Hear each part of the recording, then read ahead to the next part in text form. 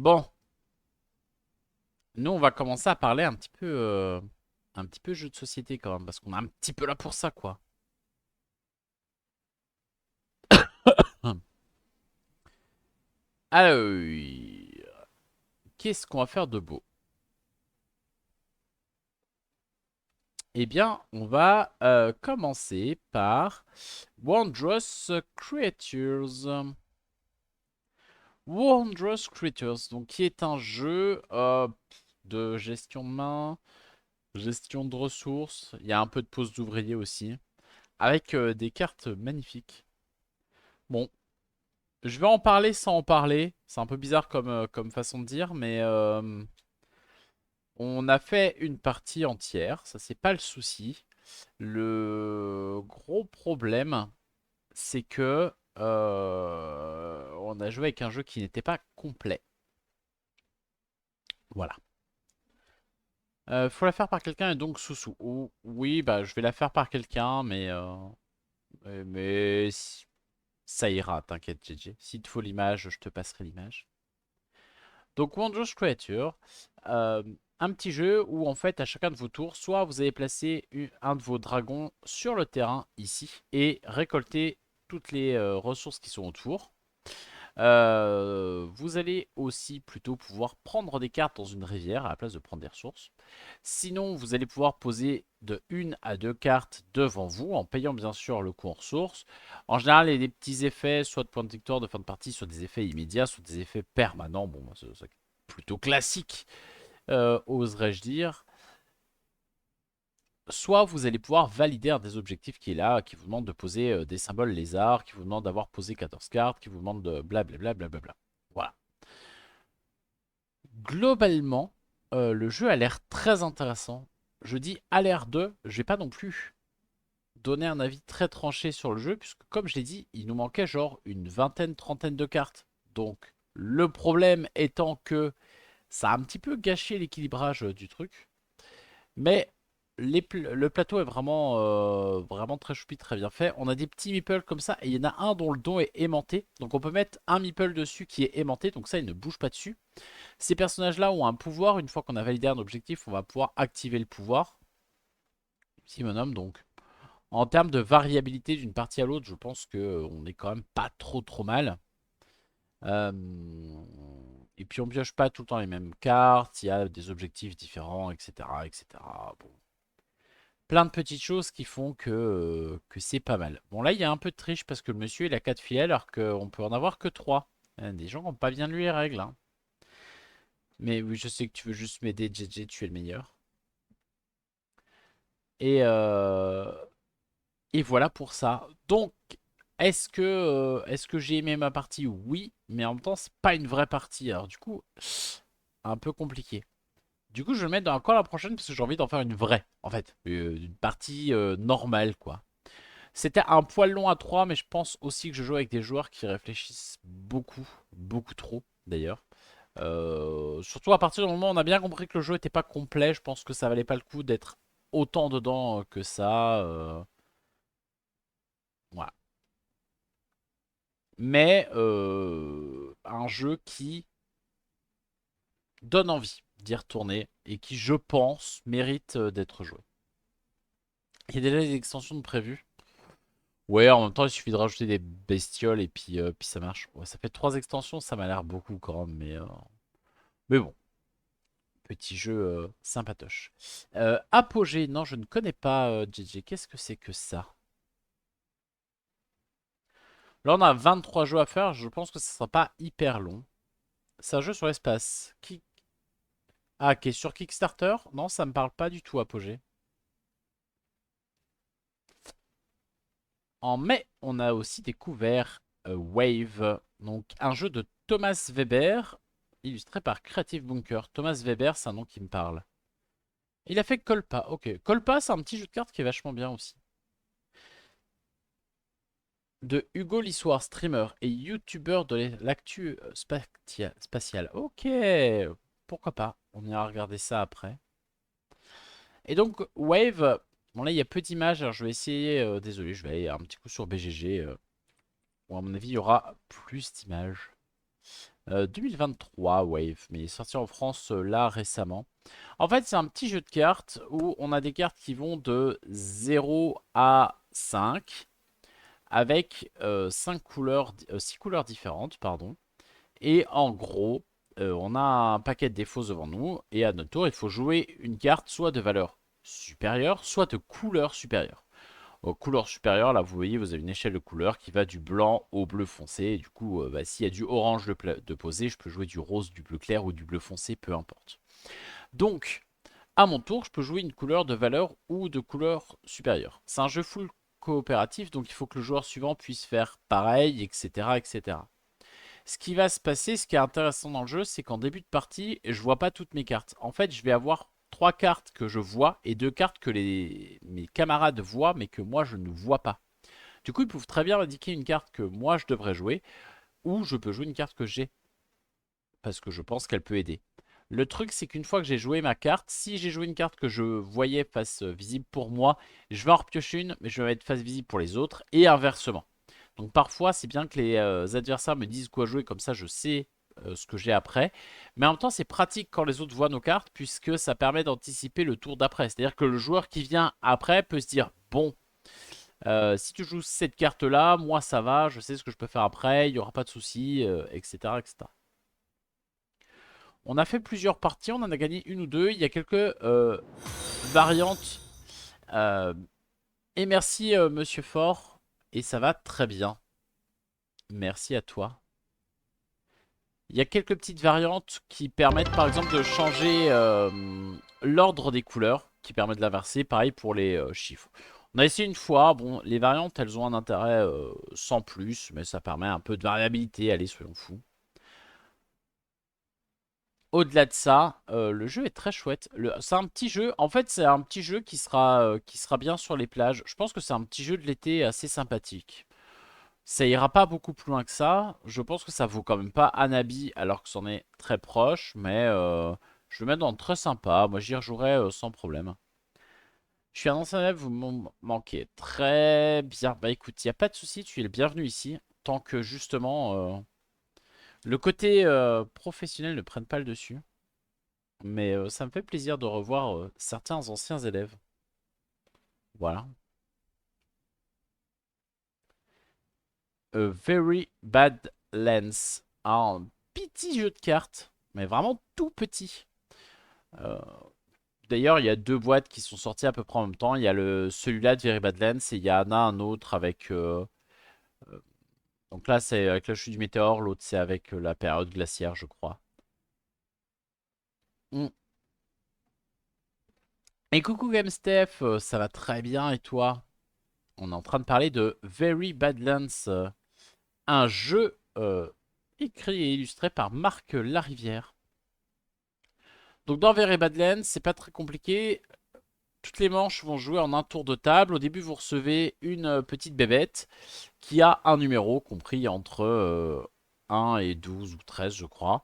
Certaines bestioles ont un pouvoir, d'autres non. À votre tour, vous décidez soit de l'échanger contre une carte visible au milieu, soit de l'échanger contre la carte de votre voisin de gauche.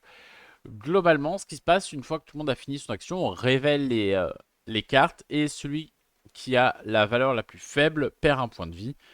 Dès que quelqu'un est mort, ça arrête la partie, il a perdu et les autres ont gagné. Ce qui est rigolo, c'est qu'il y a pas mal de bébêtes qui ont des petits pouvoirs. Notre dinosaure à nous propre a un petit pouvoir aussi. Le gros problème, je trouve, de ce jeu, c'est qu'il y a beaucoup de règles. En fait, il y a beaucoup trop de règles pour ce que c'est. Elles sont pas très claires, elles sont pas très bien faites. Le jeu est pas très long. Il est pas mauvais, mais je trouve qu'il est pas non plus incroyable ni hyper intéressant. Ah, compatible 2. Voilà, il y a Very Bad Land, Brachio, on a les deux, nous. Donc, le jeu est ok. En fait, je pense qu'il est trop complexe pour ce qu'il veut être. Je pense que les gens qui peuvent aimer ce type de jeu vont préférer un Exploding Kitten qui au moins est plus direct dans le fun. Est-ce que tu y as joué toi Steph à Very Badlands, le petit jeu? Et tu es qui du coup Monsieur Fort? Parce que c'est bien beau de me dire que je te connais mais je ne sais pas qui tu es. Wondrous Creature et Wave qu'on a déjà fait avant, est-ce que à tout hasard tu y aurais déjà joué aussi? Ou pas, je ne sais pas. Bah, le prochain jeu dont on va parler est sur BGA. Et on l'a découvert sur BGA la dernière fois. Donc il y a une petite vidéo qui va arriver dessus. Il a une note pour l'instant, un peu faible. Wondrous, c'est très bien. Je suis d'accord avec toi. Je l'ai mis aussi haut. Très drôle quand même. Petite anecdote sur notre partie de Wondrous Creature. Parce que j'ai dit tout à l'heure que je comptais pas vraiment ça comme une partie. Et effectivement, en fait, on a commencé la partie sans trop se poser de questions. On venait de nous expliquer les règles. Tu vois, on a les cartes en main, machin, truc. Bon, pourquoi pas. On voit les objectifs. Certains nous demandaient d'avoir des symboles oiseaux, certains nous demandaient d'avoir des symboles dragons, etc., etc. Bon, des objectifs assez classiques sur le jeu, quoi. Et en fait, on joue, on joue, on joue. Et puis, on arrive proche de la fin de la pioche. Et moi, au bout d'un moment, ben, je suis là, je me dis, c'est quand même bizarre. Pour l'instant, moi, dans ma main, j'ai quasiment tout le temps que des dragons. J'ai quasiment pas vu le symbole oiseau. J'ai quasiment pas vu le symbole crabe. Enfin, soit j'ai pas de chance, soit il y en a pas trop, quoi. Il y en a peut-être moins que les autres. On regarde dans les règles, a priori, tous les animaux sont en autant de fois. Bon, on se dit, bon, bah, peut-être que c'est juste pas de chance. Et en fait, on finit la pioche une première fois. Et une fois que la pioche est terminée, on n'a pas vu un seul oiseau, pas vu un seul crabe. Et là, on se dit, mais doit manquer des cartes quand même. Ce serait pas logique qu'il y ait des animaux qui apparaissent autant de fois et d'autres pas du tout. Et il se trouve que effectivement, il manquait une trentaine de cartes dans le paquet. On les a recomptées, hein. On n'a retrouvé aucune autre carte ailleurs. Et en fait, on a retrouvé la personne à qui appartenait le jeu qui nous a dit que lui, il avait fait plus d'une dizaine de parties et que bah juste, il a trouvé les objectifs un peu durs à faire, mais que c'était pas spécialement gênant pour jouer. Eh ben, je vous assure que si vous enlevez la moitié d'un paquet de cartes d'un jeu comme ça se passe moins bien, hein. La partie, elle est quand même moins intéressante et elle est moins fluide. Voilà. Mais du coup, nous, on l'a trouvé assez rapidement qu'il manquait un truc. Mais lui, non. Lui, juste, bah, c'est pas grave, il y a les œufs pour le faire. Ouais, mais les autres objectifs aussi, il y a les œufs, ils valent autant de points. Mais il y a les cartes avec. Donc, c'est plus simple, en fait. Voilà. La petite anecdote sur Andros Creature. Donc j'ai mis à quand la prochaine parce que j'ai vraiment envie de faire un jeu, une partie entière. Mais je pense que personne n'a volé les cartes. Je pense simplement que dans la boîte neuve, il devait y avoir normalement deux paquets de cartes pour constituer le gros paquet de cartes. Et que là, juste, s'il y en manquait un, ça arrive. J'ai l'impression que ça arrive de plus en plus souvent que dans un jeu neuf, le jeu soit pas complet. Ça me fait un petit peu peur, mais nous, on a déjà eu le problème deux, trois fois au café-jeu. Et j'ai l'impression que c'est plus si étonnant que ça, malheureusement. Mais coucou Audrey, je t'ai déjà dit bonjour tout à l'heure. Et JJ aussi d'ailleurs, donc on va pas te dire bonjour tout le temps. Donc voilà, Windows Creature, c'est une expérience un peu particulière. Mais oui, oui, le fait que les jeux arrivent pas complets, ça me fait un peu peur, moi. Bon, Up or Down. Un petit jeu de cartes qu'on avait donc essayé sur BGA. Haut ou bas. Donc il est disponible. Je le répète sur BGA. C'est un petit jeu dans lequel il va falloir jouer soit plus haut, soit plus petit. Globalement, ce qui se passe, c'est que vous avez au milieu donc une pile de cartes à piocher et autour, vous avez un nombre de cartes qui dépend du nombre de joueurs qui sont alignées de façon croissante. Et vous allez jouer une carte de votre main. Donc là, par exemple, la personne ici a le 49. Elle va jouer le 49 là où elle devrait se situer. Par exemple, là, elle se situera entre le 6 et 53. Quand je fais ça, ben, je récupère une des deux cartes qui étaient autour. Donc je récupère soit le 6, soit le 53. Une fois que j'ai récupéré cette carte, je vais la poser devant moi. Devant moi, je vais pouvoir constituer trois piles. Soit des piles de cartes qui augmentent, soit des cartes de piles qui diminuent. L'objectif, c'est de faire le plus de points possible. La partie s'arrête quand il n'y a plus de cartes à piocher. Et en fait, devant moi, enfin quand j'ai joué toutes mes cartes d'ailleurs, devant moi, à la fin de la partie, je vais faire des points sur la longueur de mes cartes, de mes fils de cartes. Mais cette longueur, je vais la multiplier par le nombre de cartes de la même couleur qui apparaît le plus. Donc j'ai très envie d'avoir tout le temps la même couleur. Donc il faut à chaque fois réfléchir sur la carte qu'on prend. Est-ce qu'on ouvre une nouvelle fenêtre? Est-ce qu'on va faire décroissant? Est-ce qu'on fait croissant? Est-ce qu'on n'essaye pas de choper une carte qui est un petit peu loin de ce que j'ai mais qui va me permettre de faire plus de fois la même couleur? Il y a un petit truc que je trouve plutôt intéressant, moi, dans celui-là. Je crois que ça n'avait pas énormément convaincu les autres joueurs autour de la table. Je pense par contre que on avait mis beaucoup trop de temps pour ce que c'était. On avait dû mettre genre 3 quarts d'heure, 1 heure sur BGA. Pour un jeu comme ça, c'est trop. C'est un jeu de Wolfgang Kramer et Michael Kisling, donc je pense que ça va quand même intéresser du monde. Maintenant, est-ce que ça restera dans les annales? Je ne suis pas sûr. Voilà, je ne suis pas sûr du tout. Voilà, il y a trop de moi dans le chat là. Oh, c'est celui qui dit qu'il est. Effectivement, on est sur de la répartie de très haut niveau. Je vais le mettre dans à l'occasion. Voilà. Est-ce que moi je vais acheter le jeu? Probablement pas. Est-ce que j'y rejouerai pour le présenter? Oui. Est-ce que j'y rejouerai sur BGA? Oui. Voilà. C'est pas le jeu dont je garderai un souvenir impérissable, mais ça se joue quand même. Maître Poupie et DJ qui m'embêtent, il m'a même tiré les cheveux et volé mon goûter. Bah tant pis Audrey, hein, tu te débrouilles, tu es une grande fille. C'est normal, tu dis chocolatine. Oh, il a raison. Moi je peux plus rien pour toi, hein. On va passer à Unconscious Mind, ce qui est horrible à dire.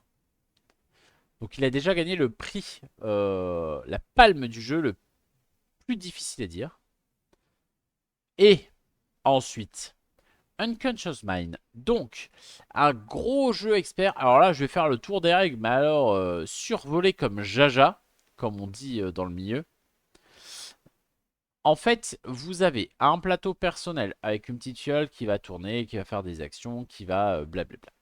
Vous avez, vous êtes un psy. Voilà. Donc l'objectif, c'est d'accueillir des clients, faire semblant de les écouter et les soigner. Vous avez de la pause ouvrier, c'est principalement ça quand même, puisqu'au milieu on a un gros tableau avec plein d'actions possibles. On va poser les ouvriers quelque part et ils vont pointer sur une des 4 directions pour faire l'action qui est associée. Donc je mène trop fouillis pour moi. Et ben tu vas voir que ma conclusion elle se rapproche pas mal de ça, Steph. On a un autre plateau ici avec des petits bonhommes qui vont tourner, pouvoir faire des actions, blablabla. Blablabla. On a ici des objectifs à faire, il va falloir être le plus rapide, blablabla. En fait, on a aussi des livres ici qu'on va pouvoir aller chercher. Unconscious Mind, je trouve que le thème est cool. Ton plateau personnel avec les tuiles que tu achètes, que tu places, les actions que tu fais qui font tourner la petite fiole que tu essaies de calculer pour que ça arrive sur un truc intéressant, mais en même temps tu veux peut-être une autre action qui est moins intéressante. Bon, ça c'est plutôt cool. Et en fait, il se trouve que je trouve que le reste ne l'est pas tant que ça. Il y a des grosses parties que je trouve pas très intéressantes. C'est lourd, c'est un jeu qui est très très lourd, c'est un jeu qui est très très long. Nous on a joué à 4, on a joué à 4 avec à un moment donné l'envie de ne pas d'accélérer un petit peu le jeu, donc on a essayé de jouer plus ou moins en simultané. On a quand même mis 2h30 la partie. Et en fait, il y a un moment donné où quand tu fais une action, ça fait un combo sur une autre, ça fait un combo sur une autre, ça fait un combo sur... C'est trop en fait, c'est trop lourd. Autant j'aime bien les combos, mais tu vois, j'aime bien les combos à la très futée. Tu coches une case, ça t'en fait cocher une autre, puis une autre, puis une autre. Et voilà, tu fais pas 50 000 trucs non plus. Et t'en as pas pour 1 heure. Là, le jeu est très beau, le jeu est très thématique, il y a plein de petites choses qui sont très intéressantes, mais mon Dieu, c'est lourd. En fait, les objectifs, à un moment donné, on les voyait plus. On les a squeezés. Il y en a qu'on a réalisé, qu'on a oublié qu'on avait réalisé parce que trop chiant. En fait, trop chiant. On pouvait pas tout voir, tout faire, tout machin. Je pense que l'idée est bonne, mais la réalisation, ça va pas quoi. Ça manque d'un coup de débroussailleuse en plein milieu. Ils auraient dû couper une partie, ils auraient dû enlever des choses. à mon humble avis, je pense qu'ils auraient dû enlever des choses et que le jeu aurait gagné en simplicité et il aurait été plus agréable. Moi, je vais lui mettre un 6. J'aurais bien mis un 5,5 en vrai, mais on va mettre 6. C'est trop. Je pense que par contre, autant les autres, je peux y jouer. Je pense que je vais le mettre dans Mouais. En fait, je peux pas le mettre dans à l'occasion parce que j'ai vraiment pas envie d'y rejouer. Je n'y rejouerai pas. Unconscious Mind, je n'y rejouerai pas. C'est Mouais.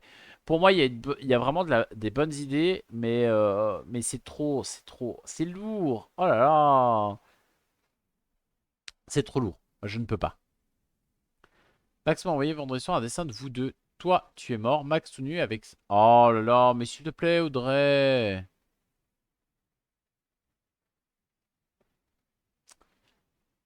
Alors que, on va continuer. C'est drôle parce que ils sont par ordre alphabétique inversé. Et Unconscious Man, qui est arrivé 7ème au Diamant d'Or cette année, est suivi de Salton Sea, qui lui est arrivé 8ème au Diamant d'Or. Et donc, on va pouvoir enchaîner les deux. Unconscious Mind que personnellement, mais je ne suis pas juré du Diamant d'Or, donc je n'ai pas, je pense que je ne l'aurais pas mis dans la présélection. Voilà. Enfin, je ne l'aurais pas mis dans la sélection. Je l'aurais mis un petit 2 sur 5 ou un truc comme ça. Mais Selton Sea, qui est donc sorti chez Yellow il y a très peu de temps, pardon, le 6 juin, donc il y a 4 jours, qui est à seulement 35 euros. Notons que Unconscious Mind, on est sur du 70, hein, donc deux fois plus. Selton Sea, c'est un jeu de pose d'ouvrier. Donc ça change pas beaucoup. Maintenant, on est sur un thème de mine salière. On va les prendre, on va les miner du lithium aussi. On va les miner du lithium pour en faire des piles, des trucs comme ça.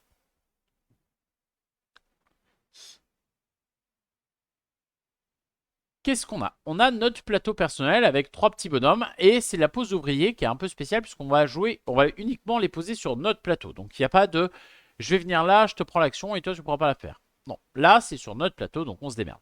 Je dis sur notre plateau mais c'est pas totalement vrai parce qu'on va avoir au début une main de cartes, tout le monde aura la même, hein, et on va pouvoir poser une carte pour jouer un bonhomme dessus et faire l'action qu'il y a sur la carte.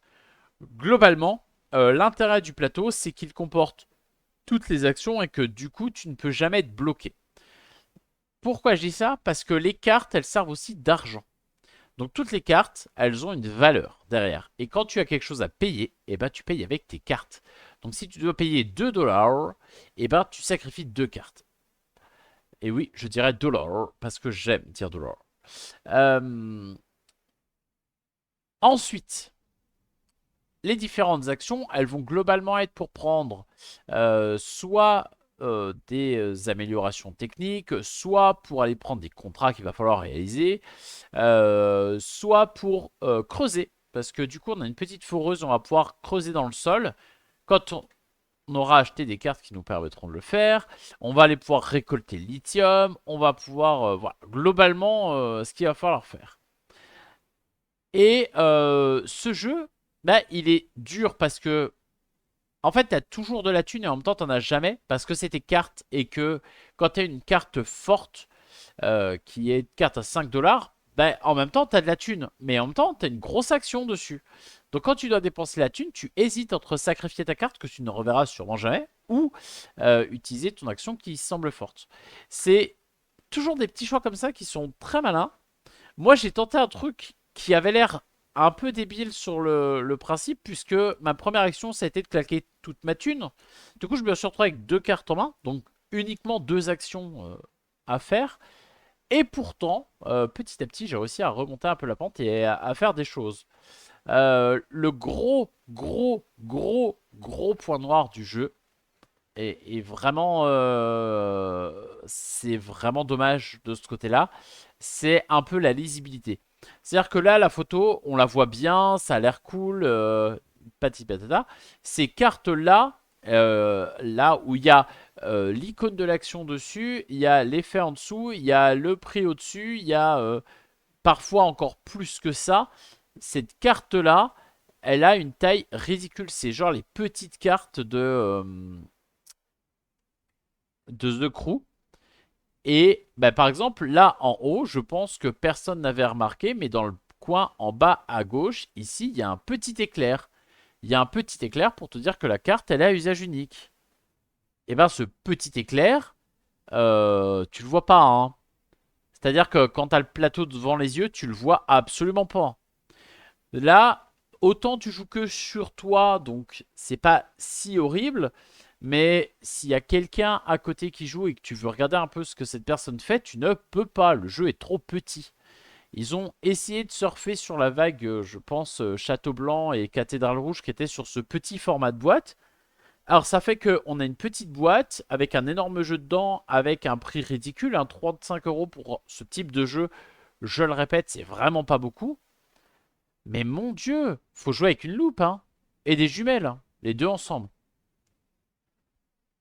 Ce qui est vraiment dommage parce que ce qu'il y a à l'intérieur, moi, ça m'a vraiment plu, quoi. Moi, je vais le mettre dans quand la prochaine. Et surtout, surtout, ce jeu te permet ce que tu veux. Si tu veux tenter un truc, tu peux. Tu ne seras pas forcément puni. Mais le jeu est pas gentil avec toi quand même, hein, faut pas déconner. Le jeu est pas hyper sympa. Et du coup, Audrey, je suis ravi que tu aies mangé des courgettes crues. Et effectivement, la courgette en salade, c'est très bon. Mais pas aussi bon que Selton Sea. Voilà.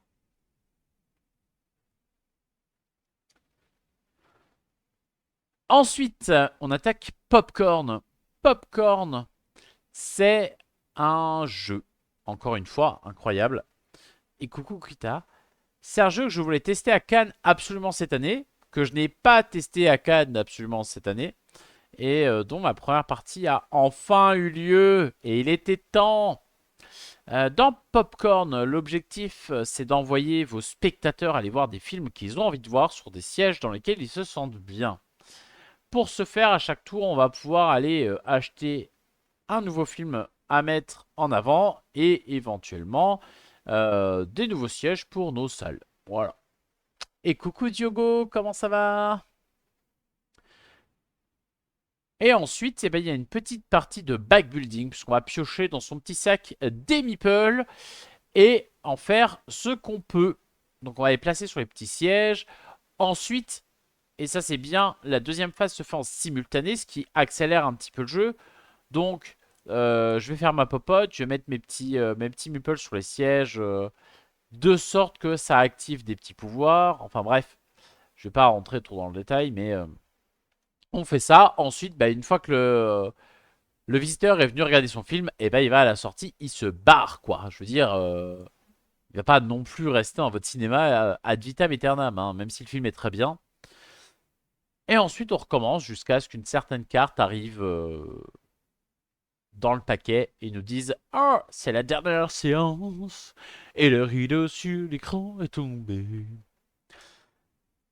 On a de l'interaction dans le choix des films et des sièges qu'on peut prendre, mais aussi sur ce grand truc au milieu, là, cette grande barre, puisque ici, on va pouvoir réclamer un meeple d'une couleur. Sauf que la réserve étant ridiculeusement petite, on va pouvoir aller le shipper sur les aires de sortie des autres joueurs. Et du coup, on va aller leur voler des meeples de couleur pour les mettre nous dans le sac pour pouvoir les ressortir un peu plus tard. Le moral est pas à fond, mais on est là. Allez, courage Diogo, on y croit. Mange du popcorn, ça aide. Et du coup, bah, moi j'ai trouvé que le jeu était plutôt chouette. On a déjà, t'as envie de jouer une fois, ne serait-ce que pour faire le tour des films qui sont drôles. Voilà, ils sont un peu débiles par moment, mais ils sont drôles. Ils sont drôles. Genre, il y a Adrien, il y a Do, Ré, Mi, Fa, Sol. Vroom 8, très, très connu Vroom 8. Le matos est hyper qualitatif. Le gros reproche qui avait été fait au jeu, c'était sur sa longueur. Moi, j'ai joué à 4 et je ne l'ai pas trouvé si long que ça. En tout cas, j'ai pas eu de phase d'ennui comme j'ai eu dans d'autres jeux. Donc, moi, ça m'a pas trop affecté alors que je suis plutôt sensible à ce genre de choses. On a joué aussi avec des gens qui jouaient relativement vite, donc c'était plutôt agréable. On a un thème qui est hyper fort parce qu'on se sent vraiment au ciné, on met vraiment nos meeples à regarder les films. Tout est fait pour te mettre dedans. Il y a le petit pot à popcorn là pour mettre tes popcorn qui sont tes points de victoire. Je trouve qu'il y a eu un effort de faire là-dessus. Je ne sais pas du tout si le proto de base tourne autour des films et du cinéma ou si ça a été amené après, mais ça c'est une réussite aussi du jeu. C'est un jeu de Victor Saumon qui était passé nous voir il y a quelques temps, dont on reparlera probablement plus tard. Mais voilà, plutôt une belle découverte Popcorn, moi. Moi j'ai bien aimé.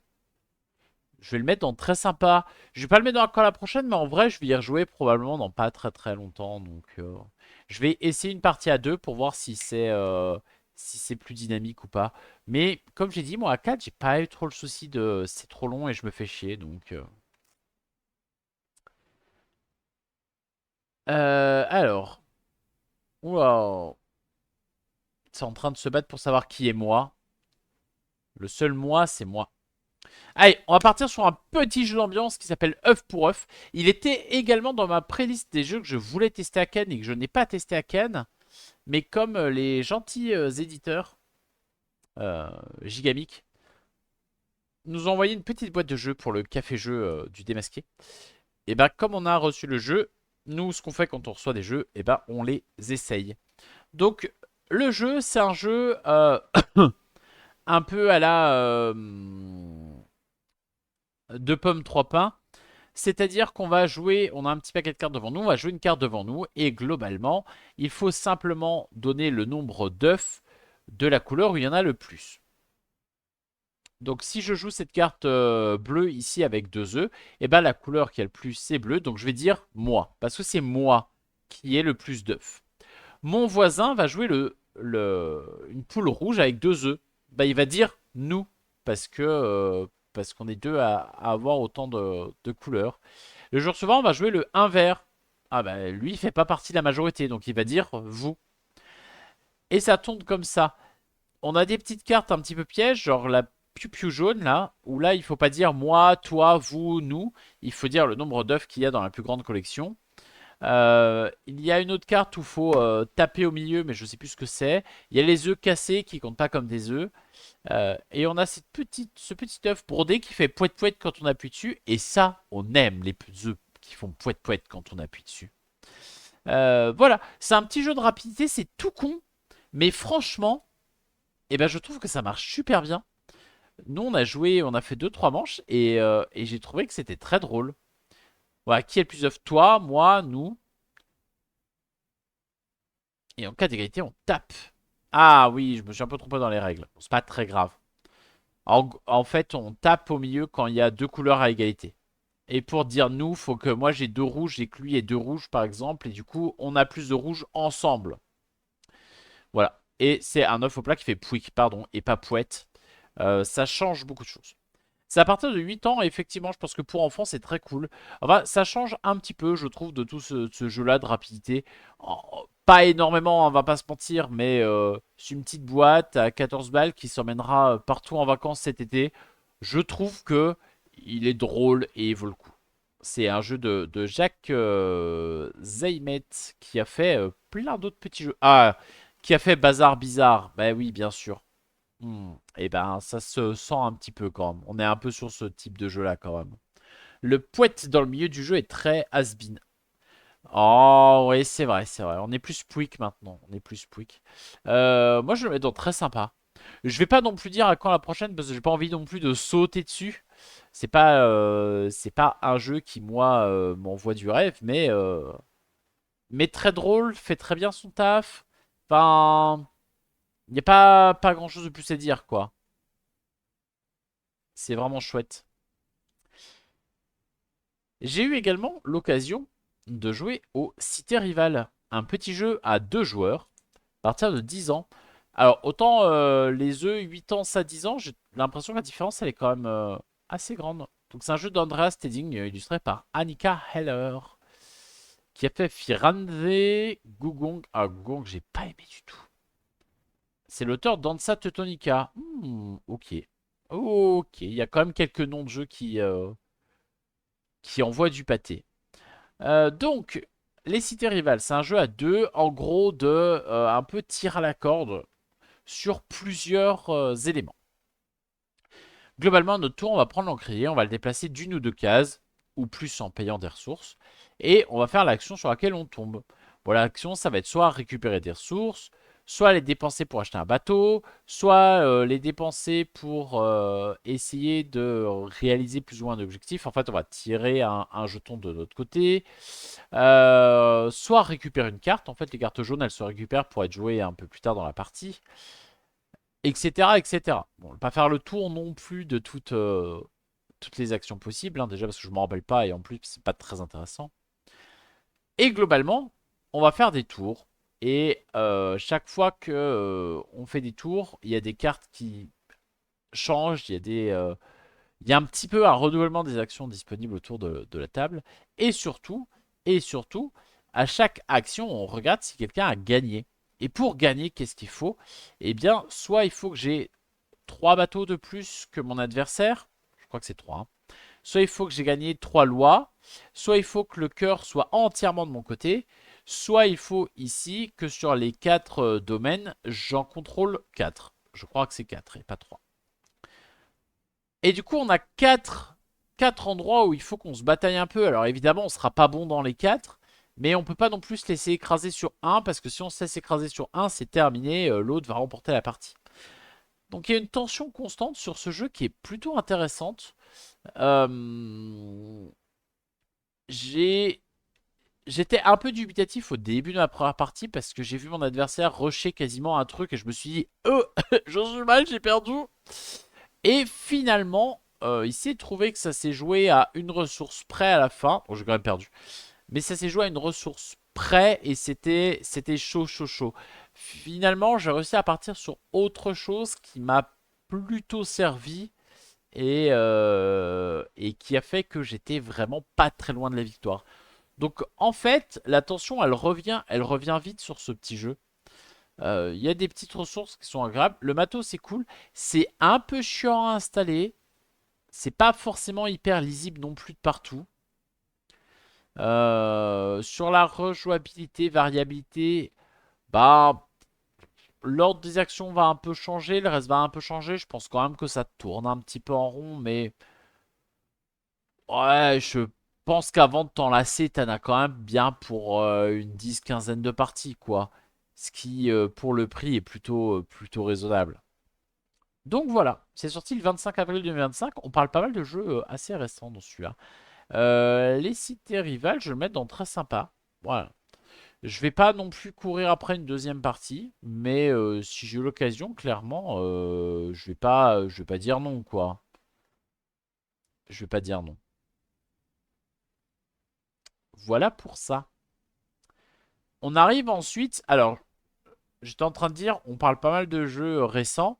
Évidemment, on part sur le jeu de l'année qui date de 1989.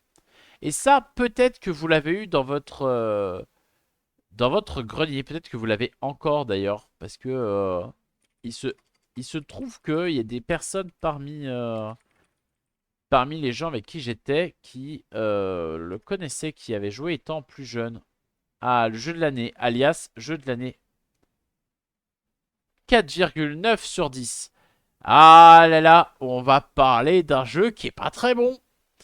Euh, Comment je me suis retrouvé avec ce jeu? Eh bien, en fait, il se trouve que on me l'a un peu refilé de façon pas très jolie. Mais je ne regrette pas de l'avoir essayé.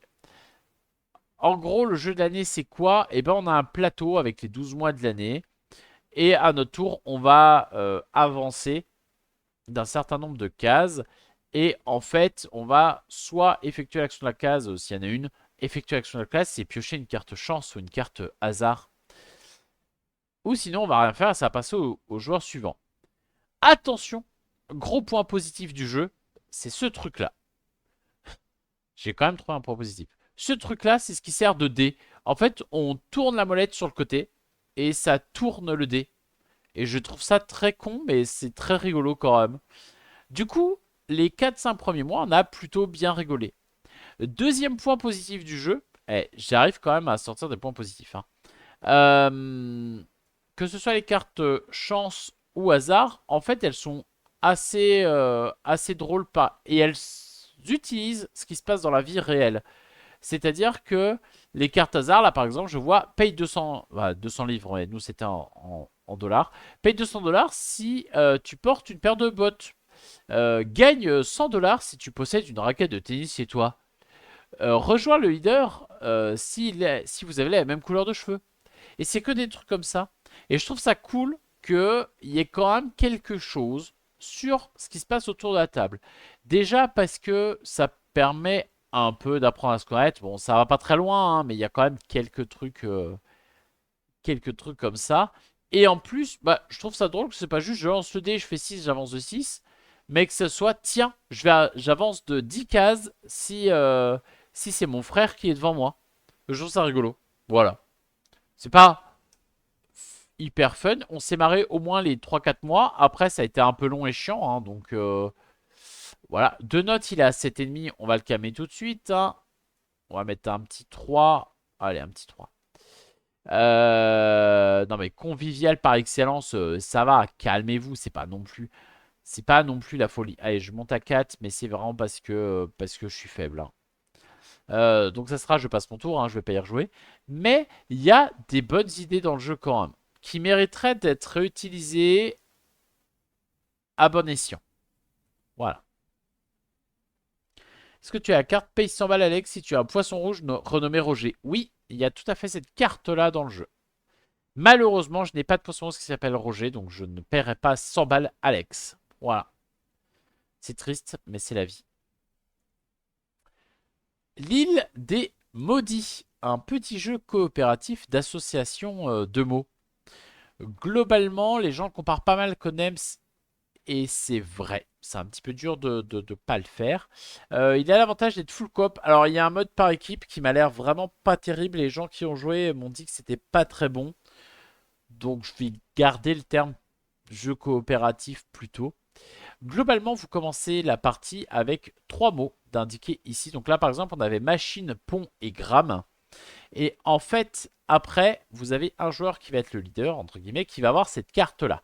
Cette carte qui représente cette île avec différentes choses dessus. Donc on a des trésors, ça c'est ce qu'il faut aller chercher. On a une porte de sortie, parce qu'il faut bien partir de l'île. C'est un peu bête de parler de porte de sortie sur une île, parce que s'il y a une porte sur une île, ça vous fait pas partir. Bon, enfin bon, voilà. Et vous avez 2-3 autres petites choses qui sont des pièges, des malédictions ou des choses un peu plus neutres, voire positives. Et en fait, votre seule façon de faire avancer les autres, bah, c'est d'écrire des petits mots sur des hexagones comme ça. Et ce sera à eux de les placer. Donc là, au début, on a machine, pont et gramme.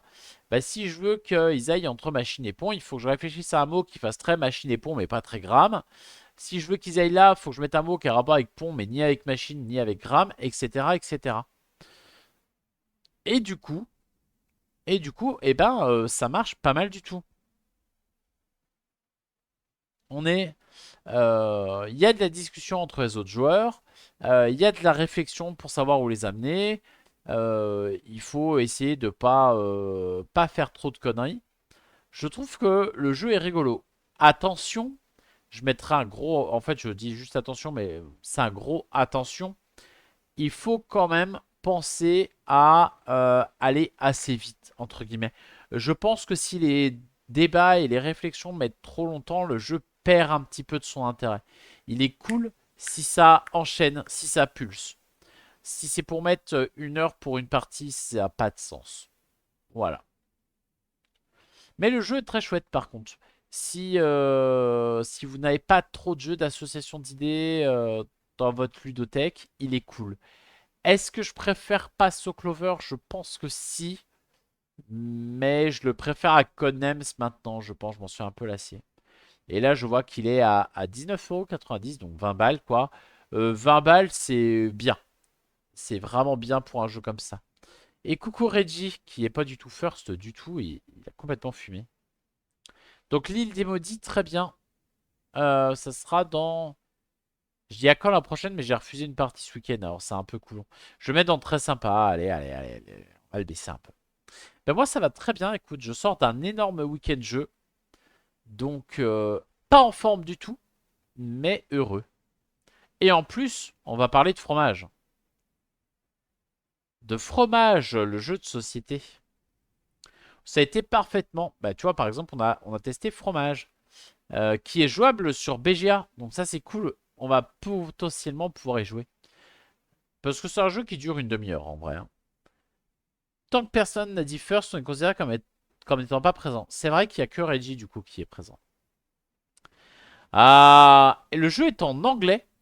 Mais comme ça parle de fromage, eh ben il n'y a que des mots en français. On a le reblochon, le chum de savoir, le chevrotin de service, le sonic chair, Rockford. Yeah.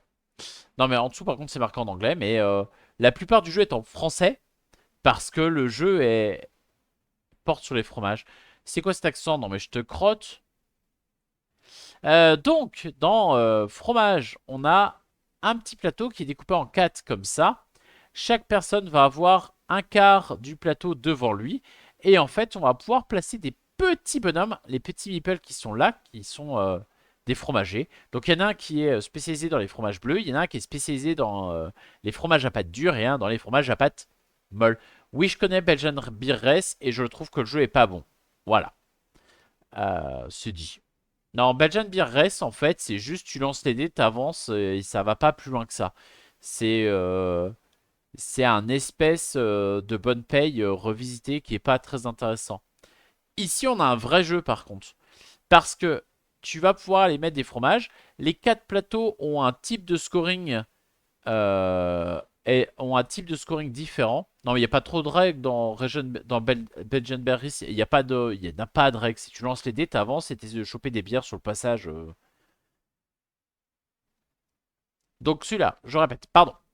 Je m'attaque à un jeu dont on s'en fout un petit peu pour le moment. Bref, donc 4 plateaux qui scorent différemment. À mon tour, je place un petit ouvrier dessus. Je peux jouer soit sur la partie fromage, soit sur la partie ressources qui est le carré au milieu, soit les deux. Mais je peux en mettre qu'un maximum par endroit. Ce qui va se passer, c'est que ensuite on va tourner le plateau. Et donc je vais plus avoir ce quart ici devant moi, mais celui-là.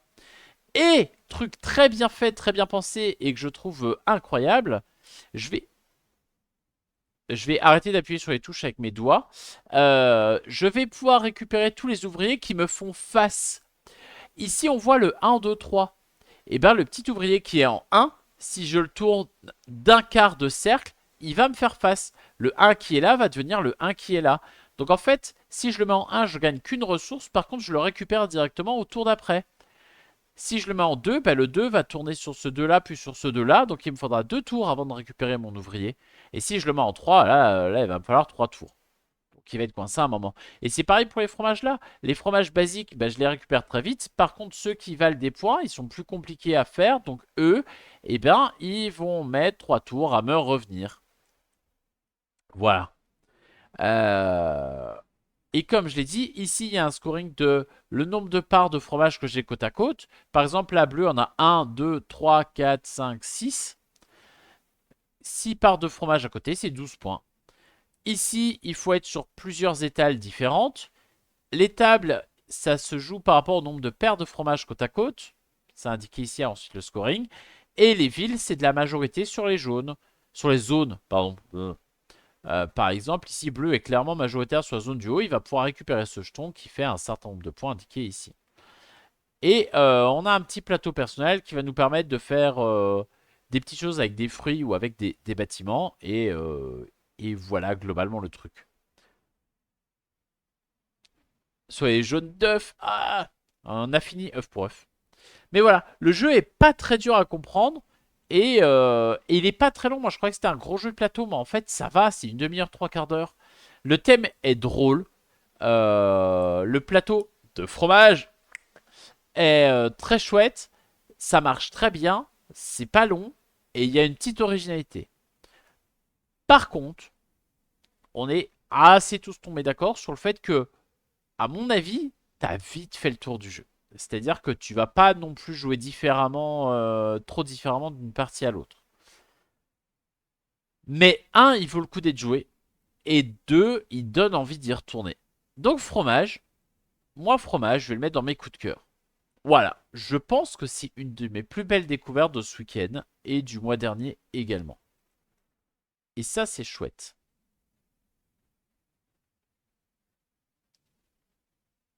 Voilà.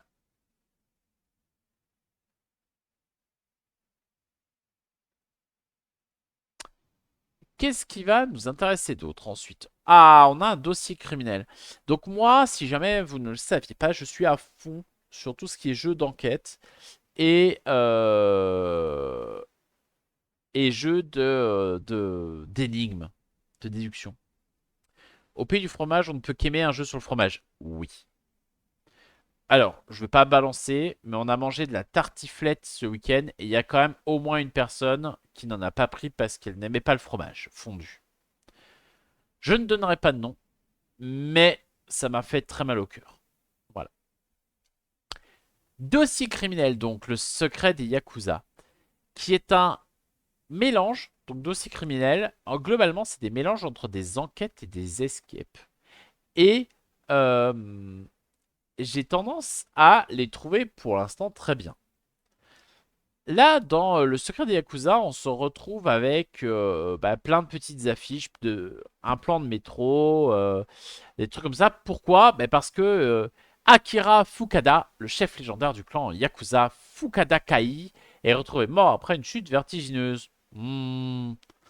Mais est-ce qu'il est mort tout seul ou est-ce que quelqu'un l'a tué? Bon, on sait que c'est quelqu'un qui l'a tué. Voilà.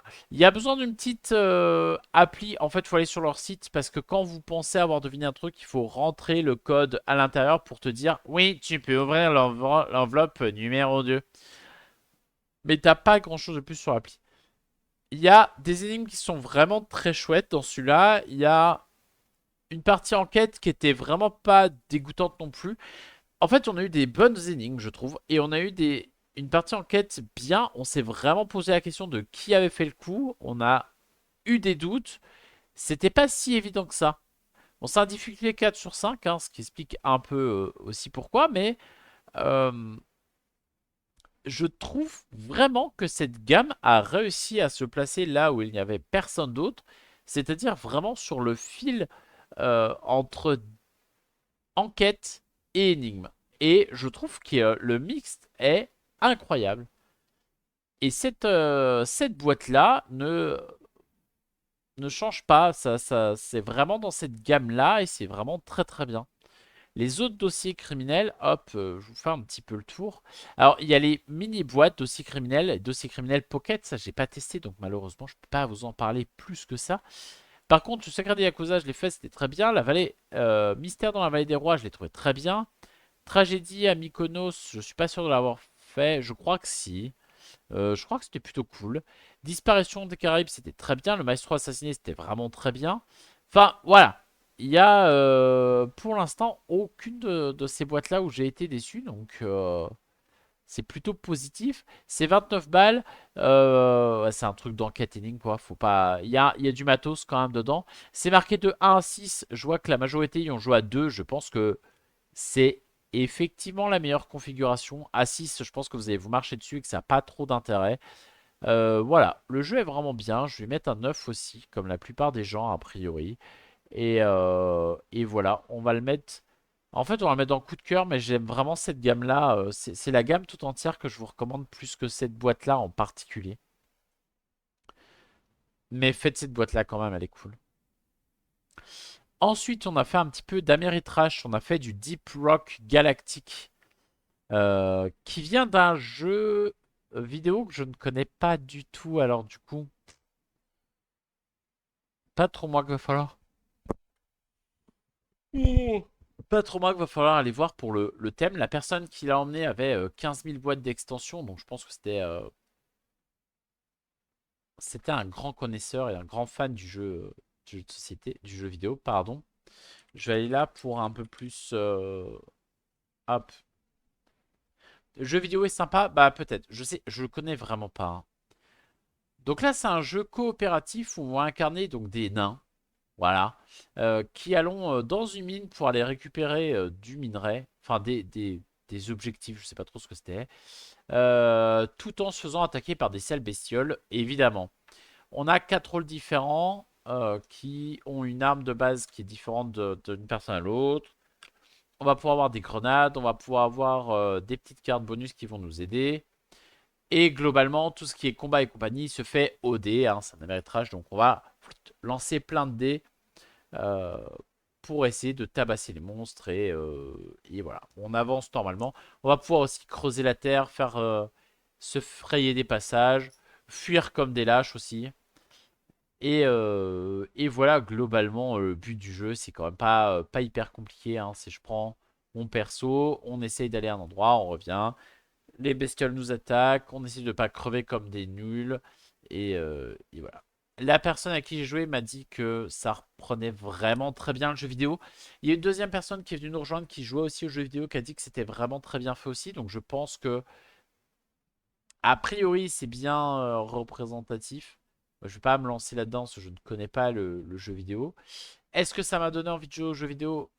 Pas sûr. Je pense que c'est pas trop un jeu qui me tente plus que ça. Déjà, le thème bof. Et je sais pas trop à quoi ressemble le jeu vidéo, mais aller explorer des mines, tuer des monstres et récupérer des minerais, ça a pas l'air d'être trop mon kiff outre mesure. Pour le jeu de société, bah pas grand chose à dire non plus. C'était bien, c'était rigolo. On a passé un bon moment, fait 1 heure sur notre partie, donc plus que raisonnable. Est-ce que ce jeu a des choses en plus par rapport à d'autres jeux du genre? C'est pas un genre de jeu que je joue vraiment très souvent, mais j'ai pas trouvé grand chose non plus d'extrêmement original dans celui-là. Donc il fait le taf, hein, il n'y a pas de problème. Ça marche très bien. Faut pas avoir peur de perdre parce qu'on a lancé les dés et qu'on est tombé sur les mauvaises faces, hein. C'est malheureusement le but de ce genre de jeu. Après, est-ce que j'y jouerai tous les jours? Non. Deep Rock Galactic, il va aller à l'occasion. Tu me dis, viens, on se fait une petite partie, le jeu est installé. Je me dis, allez, on va aller lancer notre pelleté de dés pour aller défoncer des aliens. Pourquoi pas? Est-ce que moi, je vais avoir envie de le sortir? Est-ce que moi, je vais avoir envie de me dire, hey, tu peux ramener ce jeu-là? J'ai trop envie qu'on y joue. Pas sûr. Vraiment pas sûr. Donc, c'est pas mal. Faut aimer ce genre de jeu. Il y a une mini campagne dedans. Voilà. On va encore parler d'un tout petit jeu de Monsieur Stéphane Feld, qui est donc Civolution. Sorti le 4 avril 2025. Vraiment, on joue à des jeux qui sont quand même sortis il y a vraiment pas très longtemps en France, hein. Civolution. Un jeu, ouais, c'est marqué entre 90 et 180 minutes. Les gens sont plus proches des 180 minutes, hein. On est plus proche des 3 heures que des 1h30. Civolution, c'est un jeu où il faut 3 tables pour pouvoir jouer parce que le jeu est immense. Il faut dire qu'il y a un gros plateau central et qu'on a chacun un espèce de tableboard, voilà, déplié là, avec une partie qui sert pour les ressources, qui est, ma foi, plutôt bien faite, et ensuite une partie ici qui va représenter un peu toutes les actions qu'on peut faire. Globalement, on va commencer avec 6 dés qui seront de toutes les valeurs différentes. Et à notre tour, ce qu'on va pouvoir faire, eh bien, c'est prendre 2 dés, les combiner et dire je fais l'action 2-4, par exemple. L'action 2-4, elle est indiquée quelque part là-dedans et elle nous dit ce qu'il faut qu'on fasse avec. En fait, c'est un jeu où ce qui était vanté à l'intérieur, c'est le jeu où tu as toujours 30 actions possibles. Non, déjà, faut arrêter avec ça. Il y a bien 36 combinaisons de dés possibles pour faire 36 actions. Maintenant, on va pas se mentir, il y en a plein qui reviennent en boucle. Des actions pures, il n'y en a pas tant que ça. Maintenant, les actions, elles vont effectivement être sur ce plateau-là, où on va pouvoir se déplacer, fouiller un petit peu, récupérer des ressources, se reproduire, faire des petits bébés. Mais les bébés, on n'aime pas trop ça, parce qu'après, il faut les nourrir, et c'est chiant de nourrir les bébés. Ils sont chiants, les bébés.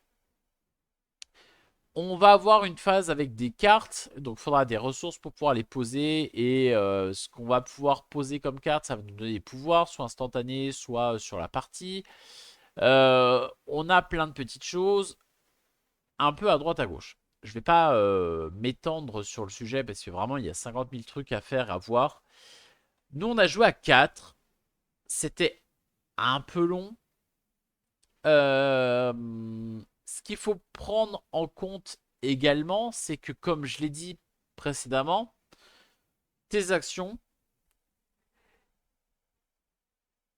tes actions dépendent de la combinaison de 2 dés. Le problème étant que quand tu relances tes dés, et ben si tu ne fais pas les bonnes valeurs, et ben tu fais pas les bonnes valeurs. Et c'est à peu près tout. Donc quand tu lances 5 dés et que tu fais 4 fois la même valeur et que c'est pas du tout celle que tu voulais, ça peut se passer moyennement bien. Si vous voyez ce que je veux dire.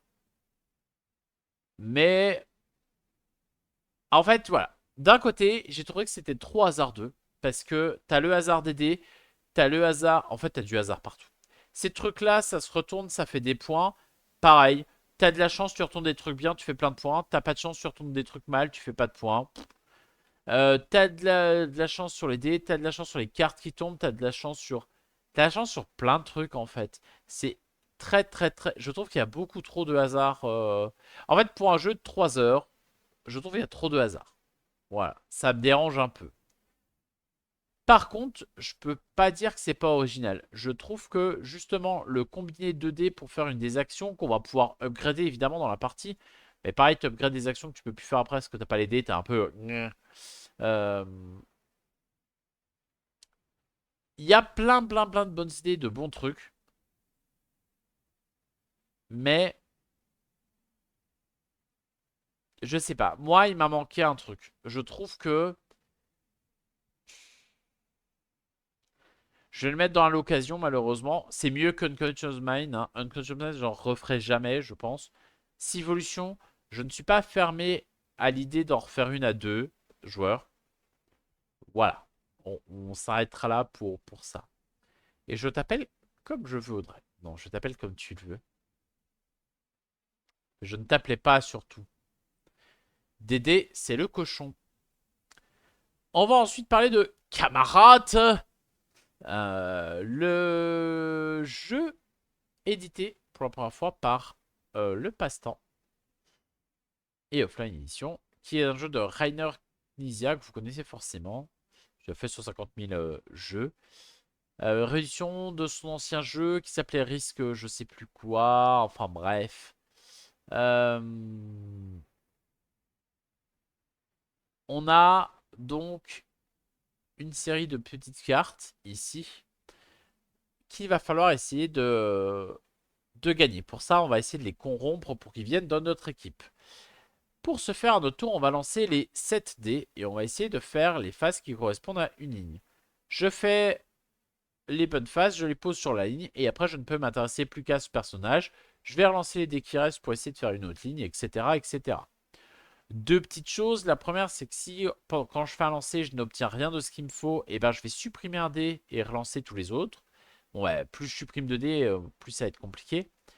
La deuxième chose, c'est que si quelqu'un a déjà ce personnage-là, je vais pouvoir aller lui voler. Il faudra simplement que je refasse les mêmes lignes, plus un petit dé bleu à mettre ici pour le corrompre un peu plus.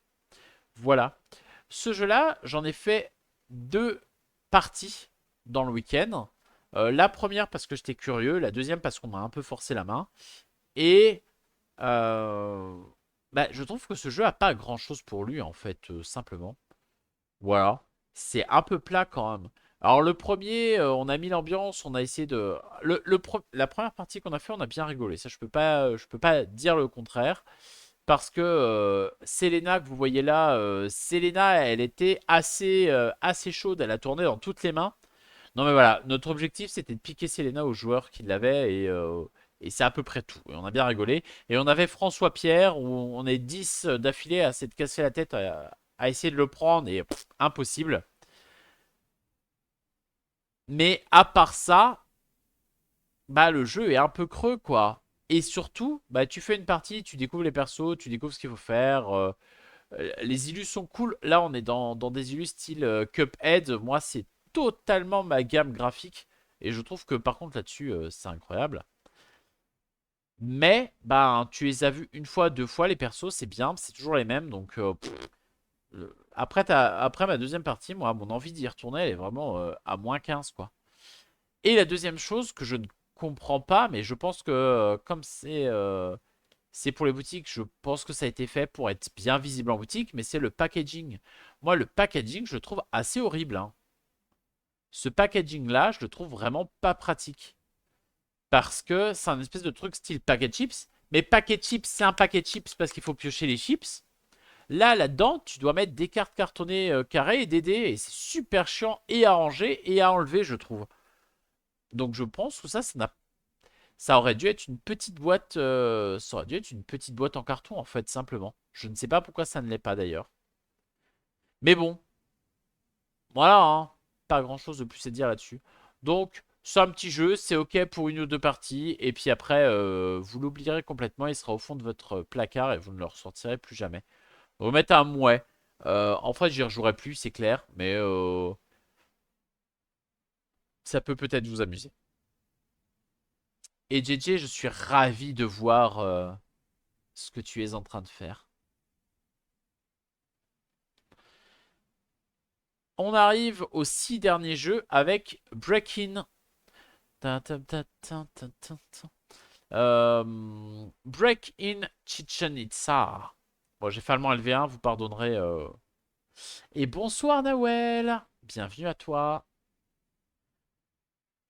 Break-In. Donc, encore une fois, je vous dis que j'étais assez fan de jeux d'escape. Donc, quand j'ai un peu de temps et que ma caméra d'escape est disponible, et ben on se fait des petits jeux comme ça. Break-In, on a fait la Tour Eiffel. En fait, le but du jeu, c'est pas de s'enfuir, c'est de rentrer. Voilà. Et donc, pour rentrer dedans, qu'est-ce qu'on va faire? On va ouvrir la boîte. Et dans la boîte, voilà, on va avoir quelque chose comme ça. L'objectif, c'est de... Enfin, là, elle est déjà un peu ouverte, hein. D'ailleurs, ça spoil complètement. Voilà, la boîte, quand on l'ouvre, elle est comme ça. Une fois qu'on a ça, on va pouvoir résoudre une ou deux énigmes pour pouvoir, hop, essayer de l'ouvrir. Quand on l'ouvre, oh, un temple à l'intérieur. Bim, re-énigme pour réouvrir le temple, etc., etc. Deux petites choses. Je dis deux, mais en fait, j'en sais rien du tout. Donc, ça va être un nombre de choses aléatoires comprises entre 0 et 10. Euh, c'est une vraie tour au milieu. Oui, c'est un vrai temple là. Ça, c'est du plastique. Le tour, c'est du carton parce que faut décrafer le carton pour ouvrir. Mais j'ai pas trop envie de. Ouais, enfin, voilà, ça ressemble à ça à l'intérieur. Mais j'ai pas trop envie de le montrer parce que ça spoil. Et donc, qu'est-ce qui se passe là? On va avoir des énigmes. Ce que j'aime beaucoup, c'est leur méthode de vérification d'énigmes. En fait, vous voyez, vous avez des petites fentes là en un et en 2. Et il y a un petit trou là en bas. Et bien, en fait, on a une petite bandelette qu'on va rentrer dedans. On va s'arrêter à un certain endroit précis. Et ici, on va voir un symbole. Et en fait, si le symbole correspond au symbole d'une carte, eh ben, on va pouvoir révéler la carte et continuer l'aventure. Je trouve ça très malin comme système de vérification. Ça évite de se spolier avec un manuel. C'est-à-dire que si tu dans le manuel tu vas à page 10, paragraphe 3, mais que tu vois que c'est le 4 le bon, ben c'est un peu triste. Et ça c'est fun. Et surtout, bah, les fentes, tu les retrouves plus tard, après, sur d'autres choses. Ça permet de changer aussi un petit peu ce qu'on attend de toi. Donc ça, c'est plutôt cool. Les énigmes de celle-là étaient plutôt chouettes. Rien d'incroyable. C'est une difficulté 2 sur 4. Ça sent que c'est pas très très dur. On n'a pas vraiment galéré. On n'a utilisé aucun bonus ni rien. Donc pas extrêmement dur. Mais chouette. J'ai toujours un peu peur du matos dans ce genre de jeu parce que, ben, vous voyez, là, les petits endroits où on va pouvoir dégrafer pour ouvrir, c'est fragile. Euh, Moi, je l'ai acheté d'occasion, donc elle avait déjà été faite une fois. Je viens de la faire une deuxième fois. Et je pense qu'elle sera refaisable encore deux ou trois fois, mais pas plus que ça. Donc voilà. Donc chouette. C'est pas la meilleure boîte d'escape que j'ai fait, mais ça sera dans très sympa. Il y a beaucoup de choses très sympas ce mois-ci, hein. Quelle photo qui te dérange, Audrey? comprends pas ce que tu me dis. Ensuite, on a Wombat, Branle-Bas Wombat. Branle-Bas Wombat, c'est un jeu d'ambiance. C'est un jeu d'ambiance un peu con, avec la boîte en deux et la notice à côté. Ah, mais la boîte est juste ouverte, hein. La boîte est juste ouverte. C'est le couvercle que tu remets dessus, il n'y a pas de problème, hein. C'est normal. Mais oui, chaton, gueule plus fort. Vas-y. Donc, Wombat Combat, en fait, vous allez avoir 4 ou 3 petits piliers comme ça. Donc, le carré plus le pilier dessus. Et vous allez avoir tout autant de petits carrés de tailles différentes. Ça reprend un peu le principe des tours d'un œil. L'objectif ici, ça va être de les faire. Le truc, c'est que tous les joueurs vont avoir les yeux fermés. Donc, on va avoir la main plongée comme ça dans la boîte à essayer de chercher la bonne tuile et à essayer de la mettre sur le bon piquet. Le problème, c'est que si c'était ça, ça serait trop facile. Il y a un joueur qui n'est pas vraiment avec les autres. Donc il y a un joueur, son but, ça va être de casser les tours, de donner les mauvaises pièces aux gens, de faire en sorte que ça se passe très mal. Voilà. Donc le but du traître, c'est de faire en sorte que le jeu n'arrive pas au bout. Et en fait, bah, suivant le nombre de tours complétés, c'est soit l'équipe des gentils, soit l'équipe des méchants qui vont pouvoir marquer des points.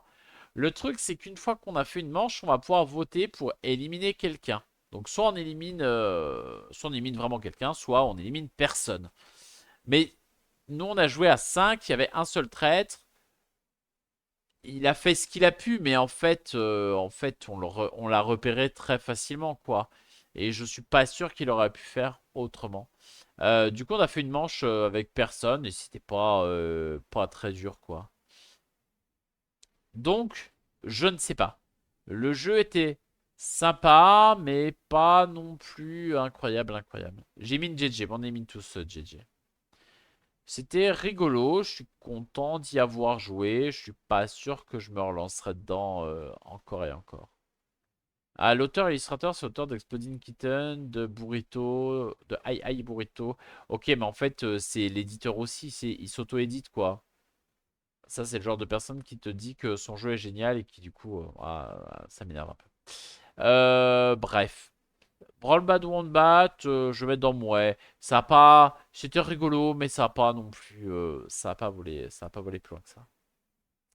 On va parler d'un petit classique qui est sorti le 23 avril 2011, cette fois, qui est. Oh, qui est jouable sur BGA. Bang, c'est jouable sur BGA? Alors peut-être que sur BGA ça vaut quelque chose, mais. Ok, ok, ok, ok, ok, ok, ok, ok, ok. Donc Bang, nous on y a joué en réel. Dans Bang, on a chacun un personnage. Donc on est soit shérif, on est soit hors la loi, ou on est renegade. Ou adjoint du shérif. Le but du shérif, c'est de tuer tous les hors la loi. Le but de l'adjoint, c'est d'aider le shérif. Le but de hors la loi, c'est de buter le shérif. Le but du renegade, c'est de tuer tout le monde. Voilà. Le truc, c'est que le shérif, tout le monde sait qui c'est parce qu'il révèle sa carte. Par contre, les autres rôles sont cachés, donc on ne sait pas qui est qui.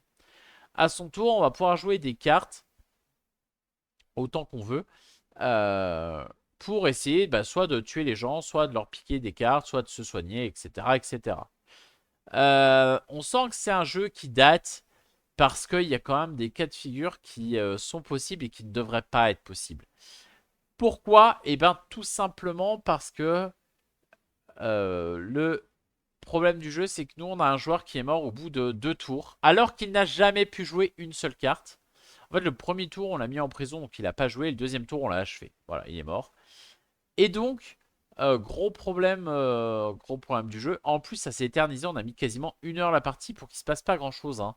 C'était plutôt du tiens, je te tire dessus. Ah non, ça a raté. Dommage. À toi. Ah tiens, je te tire dessus. Ah non, ça a raté. Ah, dommage. À toi. Voilà. Alors peut-être que à l'époque c'était bien, peut-être que quand c'est sorti c'était the game to play. Je crois que la version D corrige beaucoup beaucoup de problèmes de la version classique, mais la version classique, il faut être honnête, ça marche pas, ça marche plus.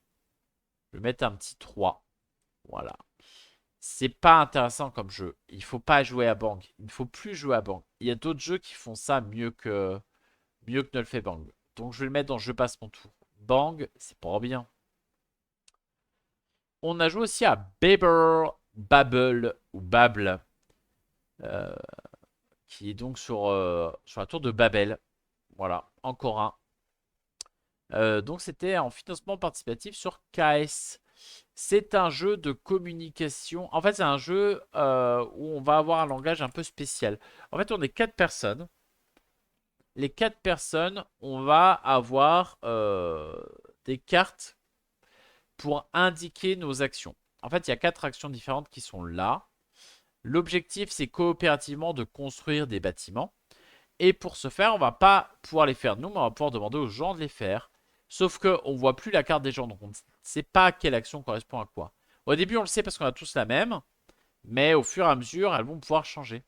Donc ce qu'on va faire, c'est qu'on va devoir dire aux gens, par exemple, Banou, Banou, Banou. Et donc la personne est censée faire l'action Banou. Mais s'il n'a plus la carte Banou qu'il a remplacée par une autre carte, il va nous regarder et va faire moi, je ne sais pas ce que tu veux dire, je ne te comprends pas. Et il va devoir faire autre chose du coup. Le jeu est rigolo. Il n'est pas non plus incroyable, mais j'ai trouvé ça chouette. C'est rapide, euh, c'est drôle, ça utilise beaucoup de mémoire, faut pas se mentir.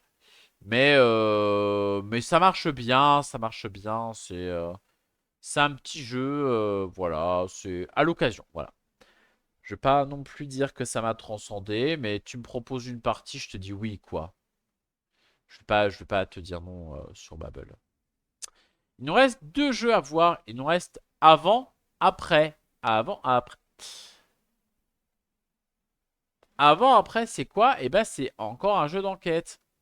Sauf que c'est encore un jeu d'enquête qui utilise un principe qui est déjà un peu trop utilisé, je trouve. C'est celui du oh, on a une feuille, tu as une feuille, on n'a pas les mêmes infos. Il faut qu'on communique en se disant ce qu'il y a sur chacune de nos feuilles pour que l'autre comprenne. Voilà, cette mécanique, elle me saoule un peu. C'est ce qu'il y a notamment dans Perspective. C'est ce qu'il y a dans les petites boîtes de Sherlock QR. Bon, des jeux comme ça, on en a vu plein. Quel est le gros avantage de cette boîte-là? Eh bien, dans cette boîte, on a 6 histoires. Et les histoires, elles sont simples. Il n'y a que 2 feuilles dans une histoire. Donc, on peut se mettre en 2 groupes de 3 ou 4, par exemple. Moi, j'ai préféré jouer à 2. Donc, on était 1 et 1. Et ben dans chaque groupe, on va se décrire un peu notre carte et on a un petit livret qui va nous poser des questions. Là, par exemple, je prends sur celui-là qui est un vol dans un musée. Ben, voilà, je spoil pas, mais par exemple, le gardien qui est là, qui est saucissonné, à un moment donné, on peut nous demander, mais qu'est-ce qui lui est arrivé? Quel tableau a été volé, par exemple, ou un truc comme ça.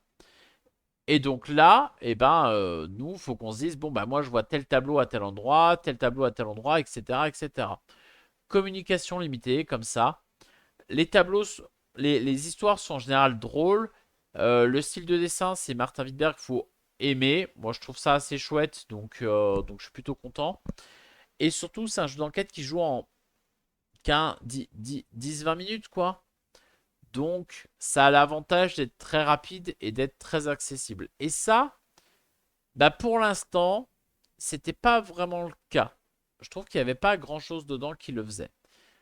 Donc, ils sont 3 auteurs, hein, Antonin Bocara, Jean-Baptiste Frémaux et Paul-Adrien Tournier. Et je trouve que ça marche bien. Voilà. Après, ça, c'est pas rejouable, hein, c'est de l'enquête. Moi, s'il y a une autre boîte, je pense que je l'achèterais. C'est 20 balles. C'est 20 balles pour 6 histoires. Moi, ça m'a occupé genre 3 midis, je pense. Avec un collègue, on en faisait 2 par midi. Bah écoute, c'est bien. On a passé un bon moment. Et nous, on a été plus fort que ça parce qu'on a mis le niveau de difficulté au-dessus. Puisque mon collègue étant daltonien, eh ben, je peux vous assurer qu'il y a beaucoup d'histoires qui étaient très compliquées. Parce qu'en général, pour reconnaître les détails d'une carte à l'autre, on utilise pas mal les couleurs quand même. Parce qu'on peut pas vraiment utiliser la position géographique vu que l'autre n'a pas la même chose. Oui, parce qu'il une personne qui a la carte avant et une personne qui a la carte après. Et ça, au début, on ne sait pas vraiment laquelle on a. Bon, ici, c'est assez clair, mais sur d'autres, pas trop.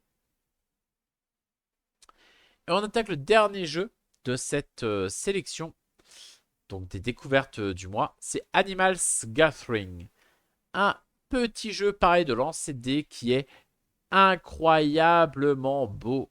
Moi, je trouve magnifique. Donc là, on a une grue, crocodile, éléphant. Globalement, ce qui va se passer dans ce jeu, on va avoir des cartes animaux. Ce qui va se faire, c'est qu'on va en avoir une au début, on va pouvoir en chercher d'autres. Et en fait, à son tour, c'est soit on va en chercher une, soit on lance les dés.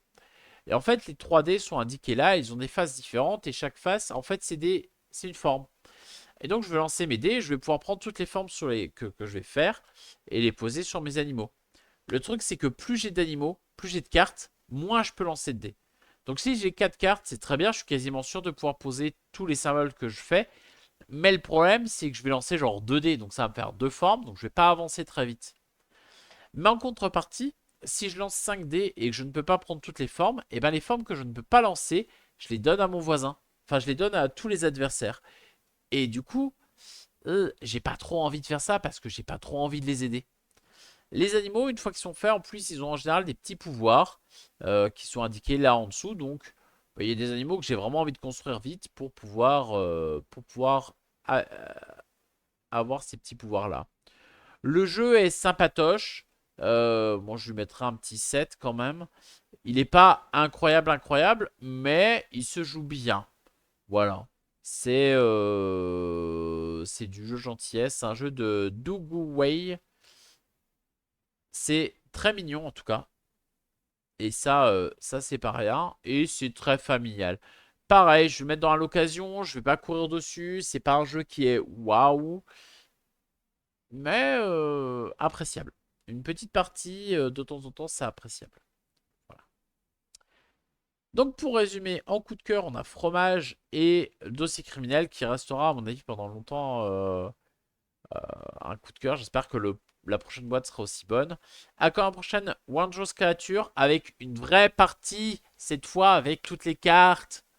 Selton Sea qui vient de sortir chez Yellow. Si vous aimez les gros jeux, allez-y, il est vraiment très bon. Attention, le matos et tout est vraiment très petit et c'est pas très très lisible quoi. Avant-après, petit jeu d'enquête familial, coopératif, très chouette. En famille, vraiment, je pense que ça va faire un carton. Enfin, ça a déjà bien commencé, hein, ça commence déjà très, très, très bien pourri. Wave, un Anabi-like plus simple, peut-être plus accessible. En jeu de l'été, à emporter partout, c'est chouette. Popcorn, le jeu sur le cinéma de bike building, entre guillemets, où on va créer son petit sac. Très chouette. œuf pour œuf, petit jeu un peu dérangeant, un peu de rapidité, c'est rigolo. Pareil, ça s'emmène partout pour les vacances, c'est très chouette. Les City Rivals, jeu à deux, tir à la corde. Très sympathique aussi. L'île des maudits, association de mots, très fun. Ça passe vraiment avec quasiment tout le monde. Et Break-In, qui est le jeu d'escape plutôt sympathique, qu'on ne reverra plus, je pense. Il y a 2 ou 3 boîtes qui sont sorties. Ça n'a probablement pas eu le succès escompté. Du coup, à mon avis, on ne reverra plus de ces boîtes-là. Donc, n'hésitez pas, si vous les trouvez en promo quelque part, à les prendre. Et voilà, on a fait le tour de cette tier list découverte. Et non, G.I. Joe, c'est vrai. Donc, n'hésitez pas à me dire si vous avez joué à ces jeux-là ou non. Et ce que vous pensez de cette petite tier list. Voilà.